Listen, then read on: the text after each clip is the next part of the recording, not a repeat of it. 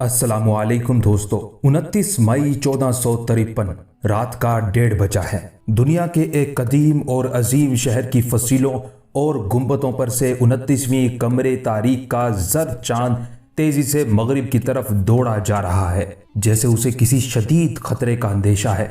इस जवाल आमादा चांद की मलगजी रोशनी में देखने वाले देख सकते हैं कि शहर की फसीलों के बाहर फौजों के बड़े मुंजिम मुस्तकिल मिजाजी से इकट्ठे हो रहे हैं। उनके दिल में एहसास है कि वो तारीख के फैसला कुन मोड़ पर खड़े हैं। ये शहर कुस्तुनतुनिया है और फसीलों के बाहर उस्मानी फौज आखिरी हल्ला बोलने की तैयारी कर रही है। उस्मानी तोपों को शहर पनाह पर गोले बरसाते हुए 47 दिन गुजर चुके हैं। कमांडरों ने खास तौर पर 3 मकामात पर गोलाबारी मरकूज रखकर फसील को जबरदस्त नुकसान पहुंचाया है। उस्मानी सुल्तान मोहम्मद सानी गैर मुतवक्के तौर पर अपनी फौज के अगले मोर्चों पर पहुंच गए हैं। उन्होंने फैसला कर लिया है कि हतमी यलगार फसील के मेसोटेक्योन कहलाने वाले वस्ती हिस्से से की जाएगी, जिसमें कम अज कम 9 शगाफ पड़ चुके हैं और खंदक का बड़ा हिस्सा पाट दिया गया है। सर पर भारी पगड़ बांधे और तलाई खिलत में मलबूस सुल्तान ने अपने सिपाहियों को तुर्की जबान में मुखातिब किया। मेरे दोस्तों और बच्चों, आगे बढ़ो, अपने आप को साबित करने का लम्हा आ गया है। उसके साथ ही नकारों, करनों, तबलों और बगलों के शोर ने रात की खामोशी को तार तार कर दिया। लेकिन इस कान फाड़ते शोर में भी उस्मानी दस्तों के फलक शगाफ नारे साफ सुनाई दिए जा सकते थे, जिन्होंने फसील के कमजोर हिस्सों पर हल्ला बोल दिया। एक तरफ खुशकी से और दूसरी तरफ से समंदर में बहरी जहाजों पर नस्ब तोपों के दहानों ने आग बरसाना शुरू कर दी।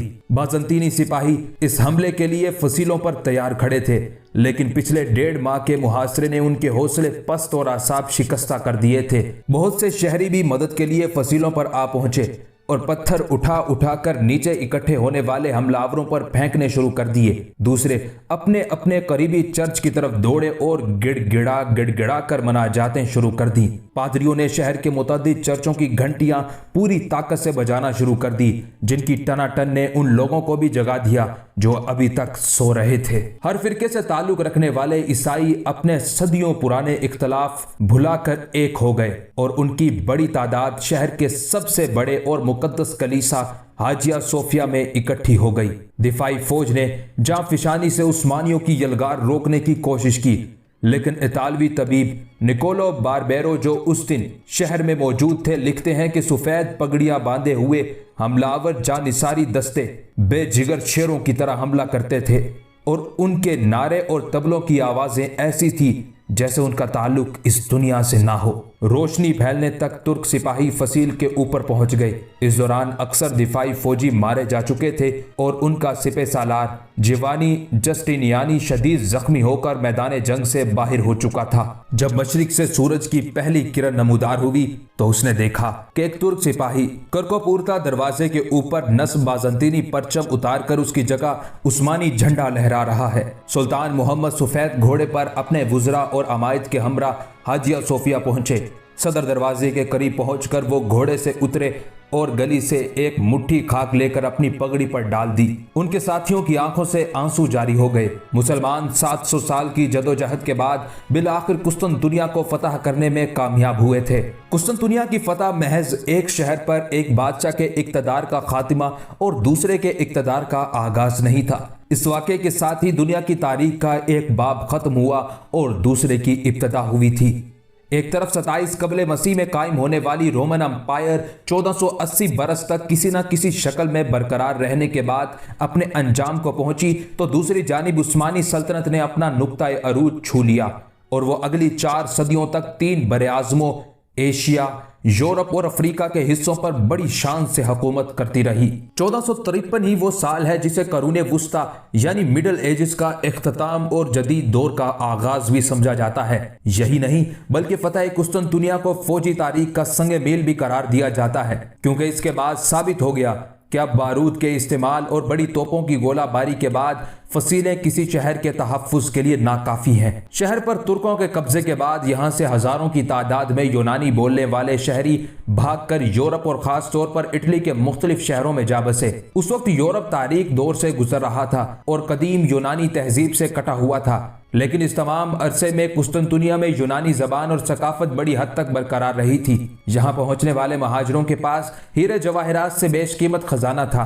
अरस्तु, अफलातून, बतलेमोस, जालिनोस और दूसरे हुक्मा व उलमा के असल यूनानी जबान के नुस्खे, इन सब ने यूरोप में कदीम यूनानी अलूम के अहया में जबरदस्त किरदार अदा किया और मोरखीन के मुताबिक इन्हीं की वजह से यूरोप में निशात सानिया का आगाज हुआ, जिसने आने वाली सदियों में यूरोप को बाकी दुनिया से सबकत लेने में मदद दी, जो आज भी बरकरार है। ताहम नौजवान सुल्तान मोहम्मद को, जिसे आज दुनिया सुल्तान मोहम्मद फातेह के नाम से जानती है, 29 मई की सुबह जो शहर नजर आया, ये वो शहर नहीं था जिसकी शान शौकत के अफसाने उसने बचपन से सुन रखे थे। तवील इन्हतात के बाद बाज़ंतीनी सल्तनत आखिरी सांसें ले रही थी और कुस्तुनतुनिया, जो सदियों तक दुनिया का सबसे बड़ा और सबसे मालदार शहर रहा था, अब उसकी आबादी सुकड़ कर चंद हजार रह गई थी और शहर के कई हिस्से वैरानी के सबब एक दूसरे से कटकर अलग अलग देहात में तब्दील हो गए थे।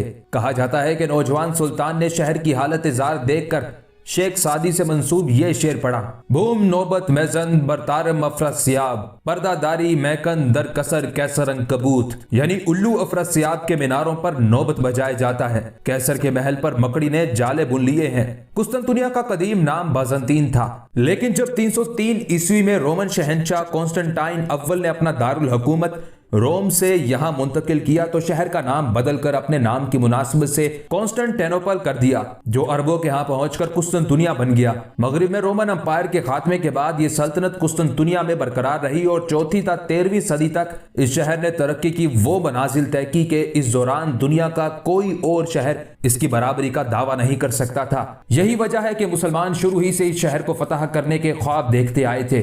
चुनाचे इस मकसद के हसूल की खातिर चंद इब्तदाई कोशिशों की नाकामी के बाद 674 में एक जबरदस्त बहरी बेड़ा तैयार करके कुस्तुनतुनिया की सिमत रवाना किया। इस बेड़े ने शहर के बाहर डेरे डाल दिए और अगले 4 साल तक मतवातिर फसीलें अबूर करने की कोशिश करता रहा। आखिर 678 में बाज़ंतीनी बहरी जहाज शहर से बाहर निकले और उन्होंने हमलावर अरबों पर हमला कर दिया। इस बार उनके पास एक जबरदस्त हथियार था जिसे आतिश यूनानी या ग्रीक फायर कहा जाता है। इसका ठीक ठीक फार्मूला आज तक मालूम नहीं हो सका, ताहम ये एक ऐसा आतिशगीर मादा था जिसे तीरों की मदद से फेंका जाता था और ये कश्तियों और जहाजों से चिपक जाता था। मजीद ये कि पानी डालने से इसकी आग मजीद भड़क जाती थी। अरब इस आफत के मुकाबले के लिए तैयार नहीं थे। चुनाचे देखते ही देखते तमाम बहरी बेड़ा आतिशजार का मंजर पेश करने लगा। सिपाहियों ने पानी में कूद कर जान बचाने की कोशिश की, लेकिन यहाँ भी पनाह नहीं मिली, क्योंकि आतिश यूनानी पानी की सतह पर गिरकर भी जलती रहती थी और ऐसा लगता था जैसे पूरे बहरे मरमरा ने आग पकड़ ली है। अरबों के पास पसपाई के अलावा कोई चारा ना रहा। वापसी में एक होलनाक समुद्री तूफान ने रही सही कसर पूरी कर दी और सैकड़ों कश्तियों में से एक आधी बचकर लौटने में कामयाब हो सकी।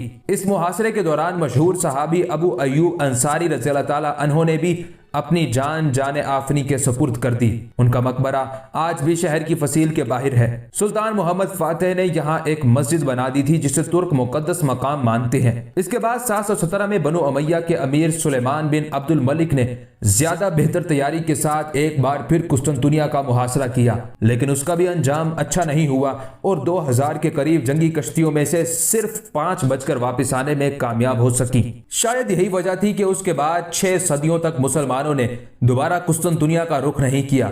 हत्ता के सुल्तान मोहम्मद फातेह ने बिल आखिर शहर पर अपना झंडा लहराकर सारे पुराने बदले चुका दिए। शहर पर कब्जा जमाने के बाद सुल्तान ने अपना दारुल हुकूमत अदिरना से कुस्तुनतुनिया मुंतकिल कर दिया और खुद अपने लिए कैसरे रोम का लक़ब मुंतखब किया।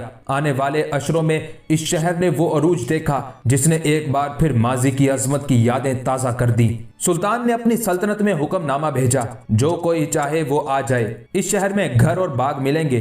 सिर्फ यही नहीं, उसने यूरोप से भी लोगों को कुस्तुनतुनिया आने की दावत दी ताकि शहर फिर से आबाद हो जाए। इसके अलावा उसने शहर के तबाहशुदा बुनियादी ढांचे की असरनो तामीर की, पुरानी नहरों की मुरम्मत की और नकासी का निजाम बेहतर किया। उसने बड़े पैमाने पर नई तामीरात का सिलसिला भी शुरू किया, जिसकी सबसे बड़ी मिसाल तोप कापी महल और ग्रैंड बाजार है। जल्द ही तरह तरह के दस्तकार, कारीगर, ताजर, खतात, मुसव्विर, सुनार और दूसरे हुनरमंद शहर का रुख करने लगे। सुल्तान फातेह ने हाजिया सोफिया को चर्च से मस्जिद बना दिया, लेकिन उन्होंने शहर के दूसरे बड़े गिरजा कलीसाए हवारियान को यूनानी ऑर्थोडॉक्स फिरके के पास ही रहने दिया और ये फिरका एक इदारे की सूरत में आज भी कायम व दायम है। सुल्तान फातेह के बेटे सलीम के दौर में उस्मानी सल्तनत ने खिलाफत का दर्जा इख्तियार कर लिया और कुस्तुनतुनिया इसका दारुल खिलाफा और तमाम सुन्नी मुसलमानों का मरकजी शहर करार पाया। सुल्तान फातेह के पोते सुलेमान आलीशान के दौर में कुस्तुनतुनिया ने नई बुलंदियों को छू लिया। ये वही सुलेमान है जिन्हें मशहूर तुर्की ड्रामे मेरा सुल्तान में दिखाया गया है। सुलेमान आलीशान की मलका खुर्रम सुल्तान ने मशहूर मेमार सिनान की खिदमत हासिल की, जिसने मलका के लिए एक अजीमुशान महल तामीर किया। सिनान की दूसरी मशहूर तामीरात में सुलेमानिया मस्जिद, खुर्रम सुल्तान हिमाम, खुसरू पाशा मस्जिद, शहजादा मस्जिद और दूसरी इमारतें शामिल हैं। यूरोप पर सकूत कुस्तुनतुनिया का बड़ा गहरा असर हुआ और वहाँ इस सिलसिले में किताबें और नज़में लिखी गईं और मुतअद्दिद पेंटिंग्स बनाई गईं और ये वाक़या उनके इज्तिमाई शऊर का हिस्सा बन गया। यही वजह है कि यूरोप कभी इसे भूल नहीं सका। नेटो का अहम हिस्सा होने के बावजूद यूरोपीय यूनियन तुर्की को कबूल करने में लायतो लाल से काम लेती है, जिसकी वजूहात सदियों पुरानी है। दोस्तों, आपको ये मालूमाती वीडियो कैसी लगी कमेंट बॉक्स में अपनी राय का इजहार लाजमी कीजिएगा और मजीद ऐसी मालूमाती वीडियोस देखने के लिए हमारे चैनल को सब्सक्राइब करके साथ में मौजूद बेल के बटन को दबा दीजिएगा ताकि हर नए आने वाली वीडियो का नोटिफिकेशन आपको बर वक्त मिल सके। अपना ख्याल रखिएगा। वस्सलाम, अल्लाह निगहबान।